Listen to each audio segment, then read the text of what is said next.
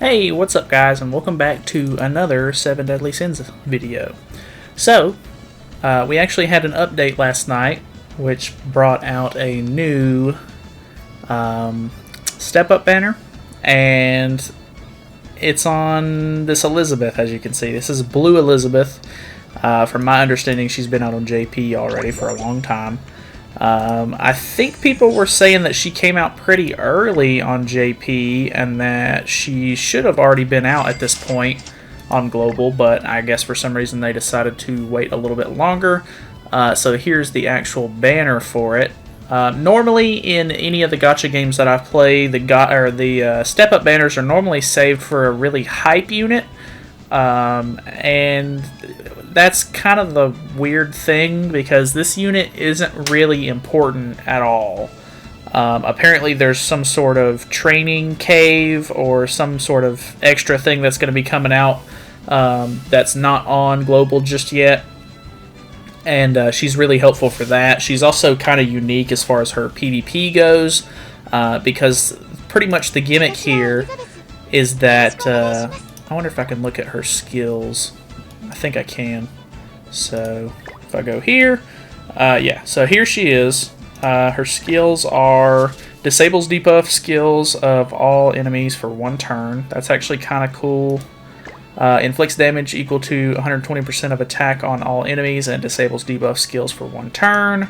And 180% of attack and disable skills for debuff skills for 2 turns.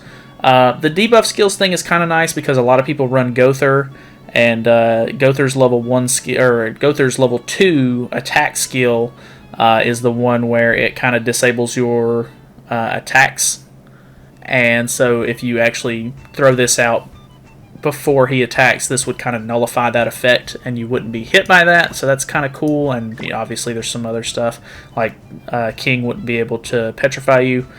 Her other skill is Brilliant Protection, removes debuffs from 1 ally, remove debuffs and heals HP of 1 ally equal to 300% of attack, grants debuff immunity for 2 turns. That's actually pretty alright. And then all allies with the same effects. So obviously she's super supporty, very support-like unit. Heals all allies equal to 420% of attack and fills the ultimate gauge by 2 orbs. That's actually kind of nice. But really what you're going to be getting this unit for, if you get her, is this passive right here, Sedulous Heart. Removes all allies' debuffs, heals their HP, and fills ultimate move gauge by 2 orbs when the hero dies. So the whole idea behind the strategy that people will be using for this is if they pull for her and start using her in PvP, they're pretty much just going to be leaving her at level 1. Ideally, you want to leave her at SSR. I guess you would try to just stack her up with equipment as much as possible, so that way you can try to get her combat class up enough to fill her, or to get her unique unlocked. But yeah, that's pretty much what you're going to be doing. You're going to be leaving her at level 1, throwing her in, having her as your one of your starting units and everything. Hope that they use AoE attacks or some sort of attack, or even target her if they don't understand what she does. So that way she dies, you immediately get 2 ult orbs, and then you can pretty much just wreck shop right there from the beginning of the match. It's actually kind of a cool strat. I'm really interested in the character. I like how unique she is as far as what the strategy people use with her. So I actually like her for that aspect, but she is completely non-essential. You do not need to summon for this, because she's just not very important in anything besides using a gimmick team in PvP, and the game mode that she's super helpful in isn't even out yet for us, and I'm assuming she's going to be put into other banners and stuff like that, so I just wouldn't even go into this really. The only appealing thing about it is the fact that it's a step up, and I think that's why they did it as a step up, was because I guess that's kind of to entice you, because you're guaranteed to get her if you summon 10 times on the banner, but that's 300 gems that you have to spend to get her as a guarantee. These are kind of nice because after the first draw, which is 30, you get not a free draw, but you get one for 1 diamond, which is super cheap. And then you have to do 2 more 30s, And then this one is a guaranteed SSR on your 5th pull, just like any other banner, I guess, would be. So, you know, normally you fill up the ult, or the draw gauge or whatever, the SSR gauge. In this one, I don't think there is an SSR gauge. You just kind of build this up. I could be wrong with that, though. There might be an SSR gauge, not positive. But yeah, you get various rewards from summoning on this, which is kind of enticing, but at the same time, she's not really worth getting. I guess if you don't have, like, I actually don't have this Elizabeth. I don't have this Elizabeth and Hawk. She's obviously the new one. Gila's not really worth pulling. If I wanted to level her up to get my association link with Jericho higher, I could. I've actually got Jericho already maxed, so she wouldn't be worth pulling anymore. I guess the SSR coin would be okay. I already have this Gil Thunder. I already have this Hauser.